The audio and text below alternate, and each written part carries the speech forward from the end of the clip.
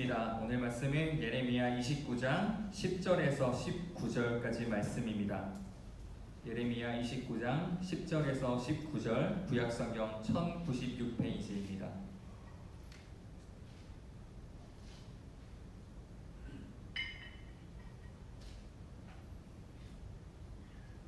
우리 다 찾으셨으면 교독하도록 하겠습니다.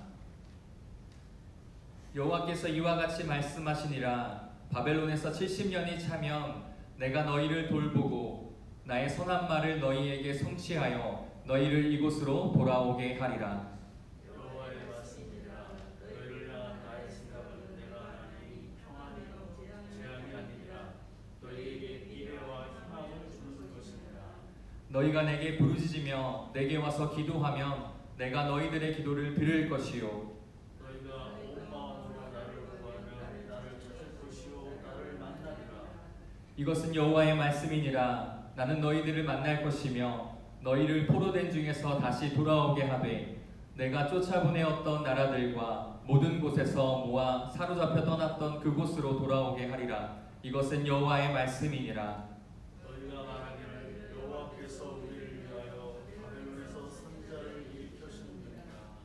만군의 여호와께서 이와 같이 말씀하시되 보라, 내가 칼과 기근과 전염병을 그들에게 보내어 그들에게 상하여 먹을 수 없는 몹쓸 무화과 같게 하겠고 내가 칼과 기근과 전염병으로 그들을 깃들게 하며 그들을 세계 여러 나라 가운데부터 해결당하게 할 것이며 내가 그들을 쫓아낸 나라들 가운데에서 저주와 경함과 조소와 수모의 대상이 되게 하리라.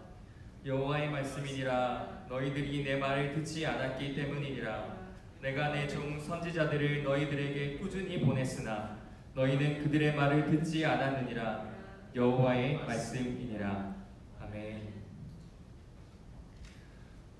주님의 은총과 평강이 함께 예배하는 성도님들 가운데 함께 하시기를 바랍니다. 저는 요즘 뭔가 속상하고 또 불길하다는 부정적인 기분들에 사로잡혀 보내고 있는 것 같습니다. 아마 성도님들도 마찬가지이실 거라고 생각을 합니다. 많은 사람들이 교회를 비난하고 교회를 상식적이지 못한 집단으로 이야기하는 이 시대에 마치 하나님의 교회가 무너지고 있는 듯한 느낌까지 들기도 합니다. 이렇게 어려운 때를 지내고 있는 요즘에 우리는 생명의 삶을 통해 예레미야의 말씀을 듣고 있습니다. 눈물의 선지자 예레미야가 그 당시에 백성들에게 외쳤던 그 통곡이 이 시대 한국교회에게도 그대로 적용되는 것 같습니다. 오늘은 예레미야 말씀으로 함께 은혜 나누기를 원합니다. 우리 첫 번째 제목 함께 읽겠습니다. 코로나19로 드러낸 한국교회의 모습. 다시 한번 코로나19가 드러낸 한국교회의 모습. 29장 17절 말씀 함께 읽겠습니다. 만군의 여호와께서 이와 같이 말씀하시되 보라, 내가 칼과 기근과 전염병을 그들에게 보내어 그들에게 상하여 먹을 수 없는 몹쓸 무화과 나무 같게 하겠고. 아멘. 코로나19는 그동안 숨겨왔던 한국교회의 민낯을 그대로 세상에 보여주고 드러내 보였습니다. 코로나 감염이 점차 확산되던 시간들, 그리고 특별히 한 달 전이죠. 8월 15일 이후로 벌어졌던 일련의 상황들을 통해서 절실하게 깨닫게 되는 것은요, 잘못된 믿음은 오히려 믿지 않는 것보다 더 위험할 수 있다는 것입니다. 우리의 이성이 작동되지 않고 상식이 통용되지 않는 잘못된 믿음은 광신적이고 반사회적인 신도들의 모습으로 나타나게 됩니다. 지금은 다행히도 확진자 수가 조금 줄어들고 있지만 감염병 확산이 극으로 달하던 시기에 자가격리를 어기고 탈출하거나 또 확진자로 판정이 되었는데도 정부의 조작이고 음모론이라고 주장하던 개신교인들이 있었습니다. 또 어떤 개신교인은 보건소 직원에게 침을 뱉기도 했었습니다. 이러한 사건들을 지나고 보니 기독교인으로 살아간다는 것이 부끄러워지고 또 숨기고 싶어지기도 합니다. 지금은 군대에서 훈련 중인 박상현 간사에게 지난주에 저에게 전화가 왔습니다. 군대에서 훈련했던 얘기를 쭉 하는데 저에게 8월 15일 이후의 이야기들을 하더라고요. 원래도 개신교에 대한 이미지가 좋지는 않았지만 8월 15일 이후로 같이 훈련받는 모든 그 훈련소 동기들이 정말 대놓고 개신교인들을 욕한다고 합니다. 네. 너희가 신천지보다 나은 게 무엇이냐 라는 말도 들었다고 하더라고요. 이것이 바로 지금 한국교회를 보여주는 현실이라고 생각합니다. 여러분, 이것이 군대 안에서만 일어나는 일들이 아니라는 것은 우리는 이미 뉴스를 통해서 여러 가지 매체들을 통해서 보아왔습니다. 세상 어디에서나 교인들을 혐오하는 말이 난무하고 있습니다. 저희들에게 너희가 신천지보다 나은 것이 무엇이냐 말할 때 대답하기 어려운 현실입니다. 어느 식당에서는 기독교인의 출입을 금한다는 팻말을 붙이기도 했습니다. 수많은 월세교회들이 건물 재계약에 어려움을 겪기도 하고요. 또 실제로 수많은 중소교회들이 부동산 매물로 쏟아져 나오고 있다고 합니다. 한국교회가 그토록 반대하는 차별금지법이 오히려 우리 교회를 위해서 점점 필요한 시기가 다가오고 있는지도 모르겠습니다. 코로나19가 다시 전국적으로 확대되는 시기부터 우리 교회는 즉각 비대면 예배를 진행했습니다.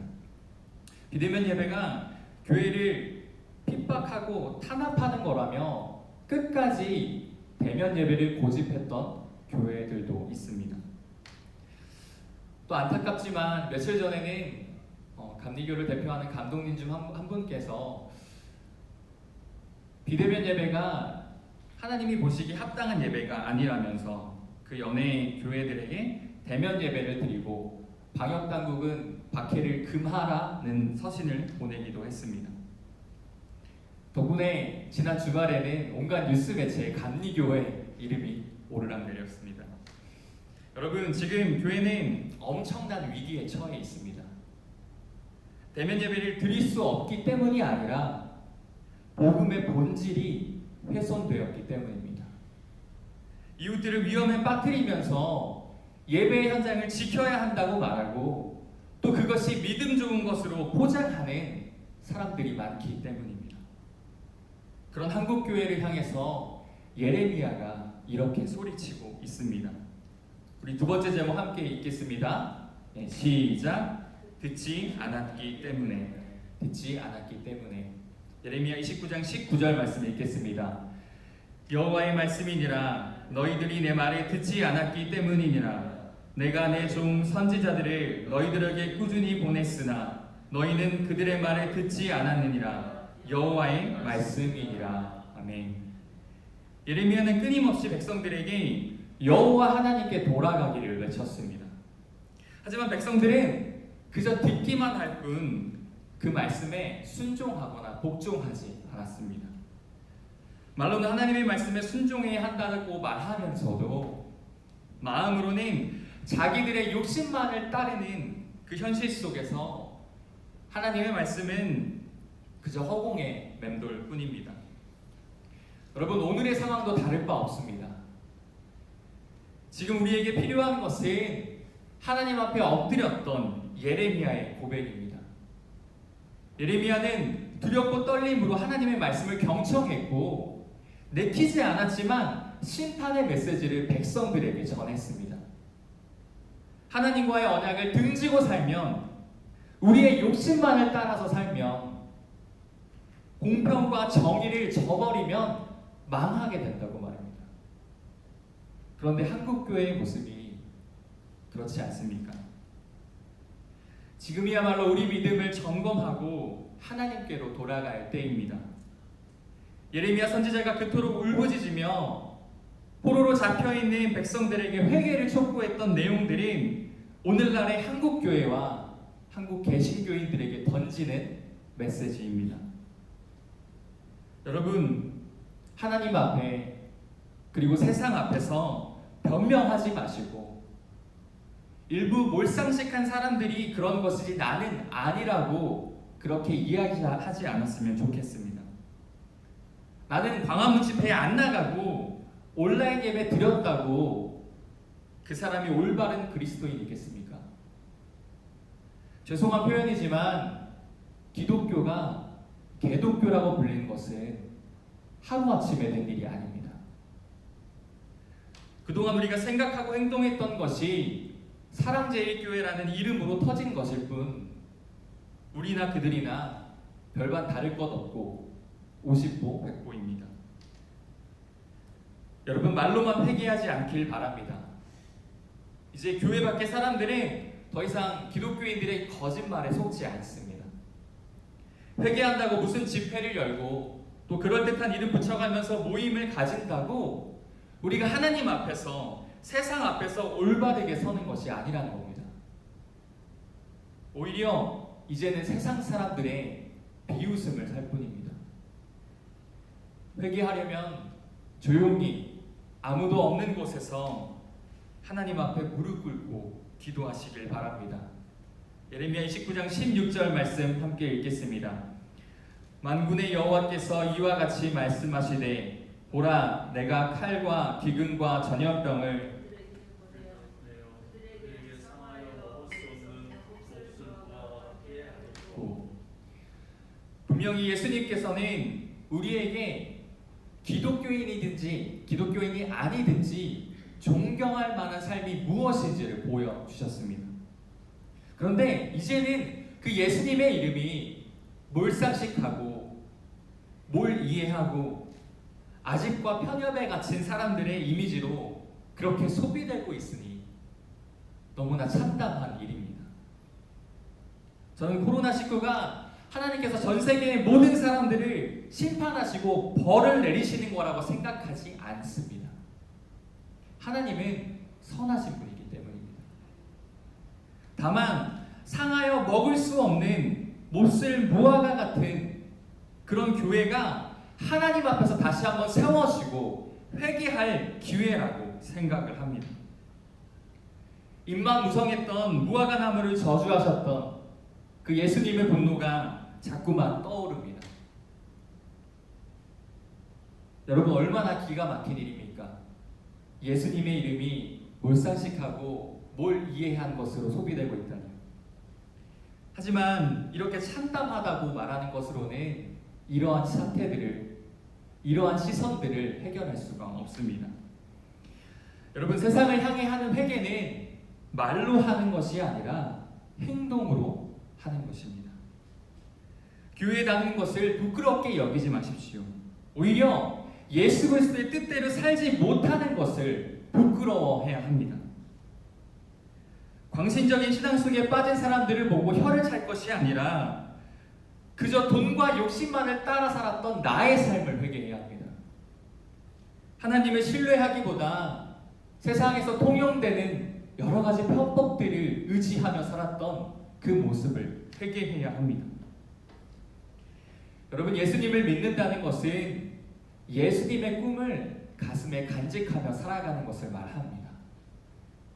예수님이 세상에서 고통당하는 자들, 아픔을 겪는 자들을 온몸으로 끌어안으셨던 것처럼 또 그렇게 다른 이들을 살리고 희생하신 것이 그 삶의 마지막 십자가로 나타났던 것처럼 우리도 그렇게 살아가야 합니다. 여러분, 만약 우리가 신앙생활을 하면서도 10년, 20년, 몇십 년의 신앙생활을 했다고 하면서도 예수 그리스도의 마음이 없다면 우리는 기독교의 모든 가치를 잃어버린 것이나 마찬가지입니다. 우리는 다시 시작해야 합니다. 지금 세상이 교회를 조롱한다고 해서 우리도 같이 앉아서 교회를 조롱하고만 있을 수는 없지 않겠습니까? 우리는 다시 시작해야 합니다. 마지막 세 번째 제목 함께 읽겠습니다. 네, 시작. 다시 그리스도인으로. 다시 그리스도인으로. 작년과 재작년 여름에 청소년부 아이들을 데리고 유럽으로 비전 트립을 2번 다녀왔습니다. 이미 우리 교회 교인분들은 카타콤 기도회를 통해서 익숙한 단어이겠지만 이 카타콤이라는 장소는 특별한 관심을 두지 않는 한 사람들에게 그렇게 회자되거나 화제거리가 되는 장소가 아닙니다. 유럽을 돌아보는 전체 일정에서 사람들은 카타콤이라는 장소에 가고 싶어 하지도 않고요. 그렇게 그곳에 시간을 쓰고 싶어 하지도 않는다는 겁니다. 이 카타콤이 로마 시내에서는 아주 많이 떨어진 시외곽 지역에 있습니다. 그리고 그곳에는 다른 볼거리가 없이 카타콤만 몇 군데가 모여 있는 곳입니다. 한마디로 유럽 여행과는 맞지 않는 장소라는 거죠.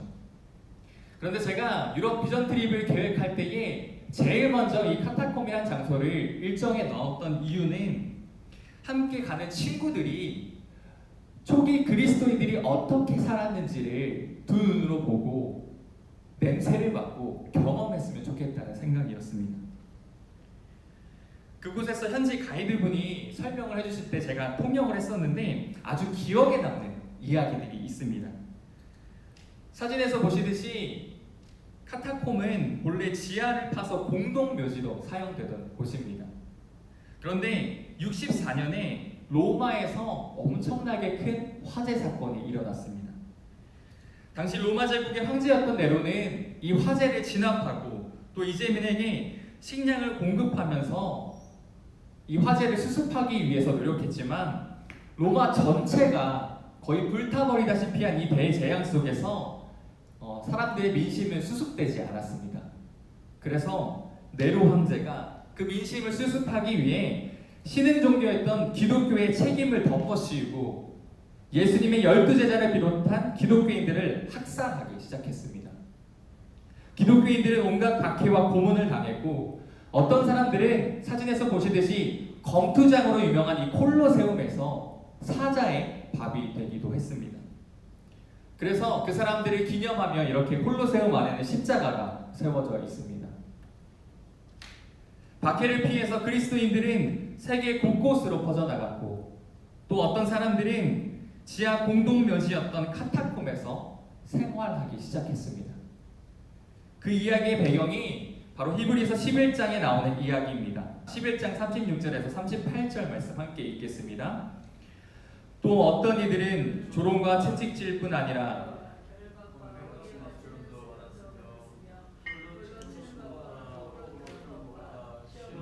칼로 죽임을 당하고 양과 염소의 가죽을 입고 유리하며 궁핍과 환난과 학대를 받았으니 이런 사람은 세상이 감당하지 못하느니라. 그들이 광야와 산과 동굴과 토굴에 유리하였느니라. 아멘. 여러분, 초대교회 성도들은 자신의 믿음과 신앙을 지키기 위해서 온갖 고문을 당하기도 하고 순교하기도 하고 결박당하고 옥에 갇히고 광야와 산과 동굴과 토굴에 유리하며 살아갔습니다. 그런데 가이드에게서 들었던 놀라운 이야기는요, 바로 이 부분입니다. 그렇게 박해를 받으며 살았던 기독교인들이 로마의 약자들을 돌보기 시작했다는 겁니다. 당시 로마의 문화 속에서 신생아는 태어나는 것이라고 말하기보다는 가장의 결정에 따라서 그 가정에 받아들여지는 것이었습니다.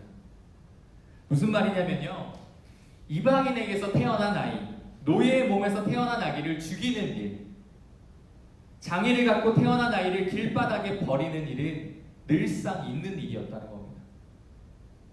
또 로마법에서는 이것이 전혀 법에 접촉되지 않는 완전한 합법이었다고 이야기합니다. 참 끔찍하죠. 그런데 카타콤에서 살아가던 그리스도인들이 로마에서 버려진 그 아이들을 데려다가 돌보고 꺼져가는 생명을 보살피는 그 일들을 했다는 이야기였습니다. 저에게는 이 이야기가 정말 충격적인 이야기였어요. 사실 성경에서도 그렇게 자세하게 나오지 않는 이야기이고 또 로마인 이야기에서도 쉽게 볼 수 없는 이야기였기 때문입니다. 하지만 그 가이드가 이야기했던 그 내용들이 저에게 너무나 강력하게 와 닿았습니다. 여러분, 카타콤에 실제로 들어가 보면 얼마나 습하고 눅눅하고 빛이 없는 그 공간에 살아간다는 것이 힘든지 조금이나마 체험할 수 있습니다. 빛도 잘 들지 않고 공기조차 희박해서 지하로 내려가면 내려갈수록 숨쉬기도 힘든 그런 곳입니다. 여러분, 그곳에서 살아가는 삶이 인간다운 삶이었을까요? 초기 그리스도인들은 그렇게 힘든 상황에서 자신의 삶도 돌보기 어려운 여건 속에서도 나보다 더 약한 이들을 돌보았다는 이야기였습니다.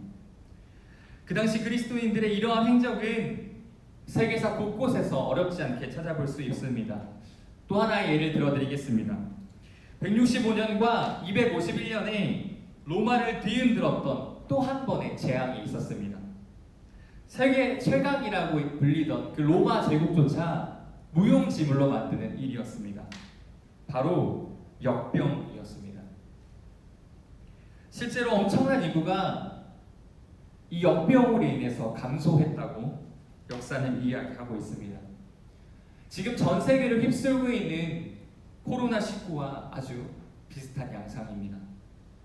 그런데 재앙이 닥쳤을 때에 기독교인들은 또 한 번 예수님의 사랑과 선행을 통해 그 시대를 치유하려고 노력했습니다. 그리스도인들은 위험을 무릅쓰고 아픈 자들을 도맡았고 또 병에 걸린 자들의 필요를 공급하고 섬기고 그들을 간호하다가 그 병이 환자들로부터 나에게 옮더라도 그것을 감내했다는 이야기입니다. 그들은 환자로부터 그 병의 위험이 있는 것을 알면서도 그 환자들을 치유하다가 돌보다가 평안과 기쁨 속에서 잠들었다고 이야기합니다. 다른 사람의 아픔을 나에게로 끌어와서 기꺼이 고통을 감내하고 대신 죽음을 맞이했다는 이 행동 속에 바로 복음의 본질이 있습니다. 여러분, 이 마음을 잃어버려서 오늘날의 한국교회는 맛이른 소금처럼 길바닥에 버려져 짓밟히고 있습니다. 이제 우리는 다시 그리스도인이 되어야 할 때입니다. 버려야 할 욕심은 버리고 붙잡아야 할 복음을 다시 굳게 붙잡아야 합니다. 말씀을 마치겠습니다. 저는 요새 수련선교사 과정으로 서울역에서 노숙자분들에게 식사를 제공하는 자원봉사를 하고 있습니다. 물론 노숙인 분들이 여러 가지 사정으로 그렇게 지내시겠지만 배식을 하고 식사를 드리는 입장에서 보면 참 안타까울 때가 많습니다. 그분들이 반찬 투정이 아주 심하세요. 그리고 반찬에 대한 호불호도 아주 확실하십니다. 그런데 제가 자원봉사를 하러 갈 때마다 항상 같이 섬기시는 40대 여성분이 한 분이 계십니다. 제가 하루는 그분에게 여쭤봤어요.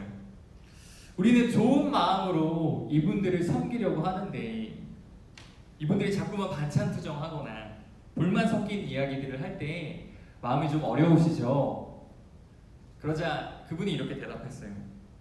그냥 하는 거예요. 그냥 하는 거예요. 저분들이 나에게 어떻게 행동하고 어떻게 말하든지 저는 제 믿음대로 그냥 하는 거예요. 짧고 간결한 이 대답이 오늘 설교의 결론입니다. 우리는 다시 시작해야 합니다. 예수님께서 우리에게 보여주셨던 그 믿음대로 살아가야 합니다. 섬김과 돌봄을 통해 막힌 담을 하셨고 사람들을 화해시키셨던 그 예수님의 꿈을 포기하면 안 됩니다. 방해물이 많아도 우리는 다시 길을 찾아야만 합니다. 넘어지면 다시 일어서면 됩니다. 잠시 지체될 수는 있지만 표대이신 예수 그리스도를 향한 그 우리의 발걸음을 멈출 수는 없지 않겠습니까? 다시 정신을 가다듬고 울면서라도 씨를 뿌려야만 합니다. 아프고 소외된 이들, 그들의 설당이 되어주셨던 예수님을 따라 우리도 그렇게 그들의 설당이 되어 주어야 합니다. 여러분, 이것이 바른 예배입니다. 비대면 예배, 대면 예배가 중요한 것이 아닙니다.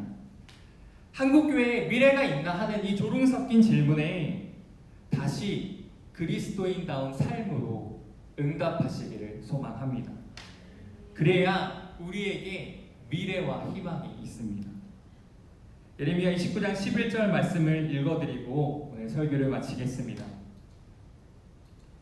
여호와의 말씀이니라 너희를 향한 나의 생각을 내가 아나니 평안이요 재앙이 아니니라 너희에게 미래와 희망을 주는 것이니라. 아멘.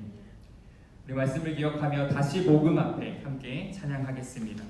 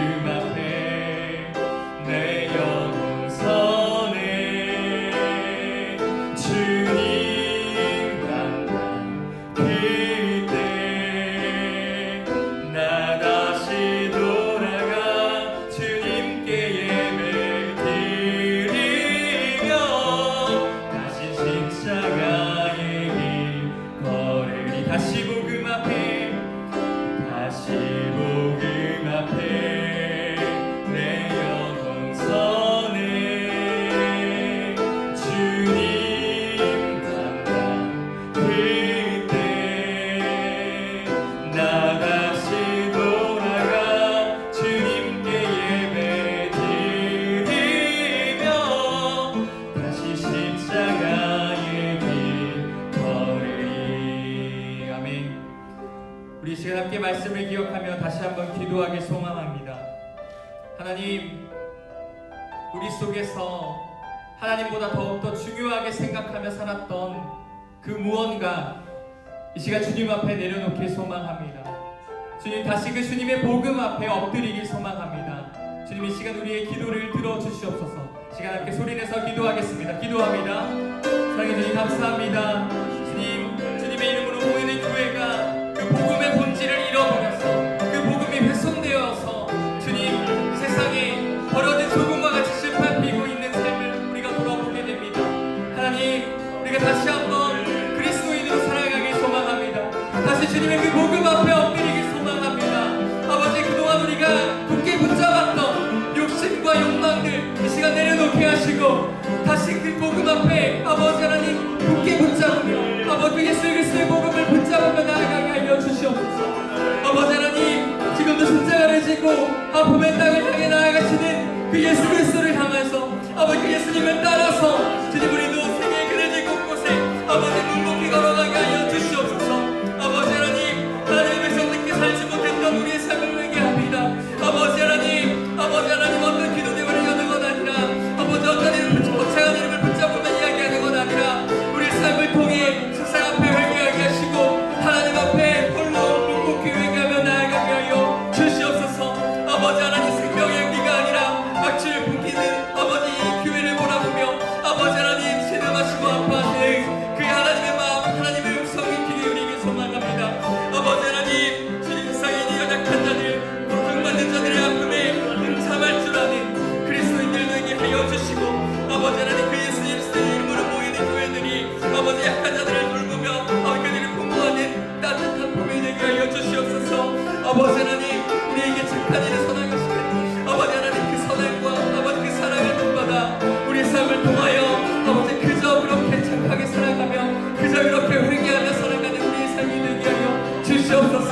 아버지 하나님 뿐인 말뿐인 그리스도인 아니라 우리의 삶으로 세상을 향해 회개하며 우리의 삶으로 우리가 그리스도인임을 세상 가운데 드러내는 그리스도인들 되게 하여 주시옵소서.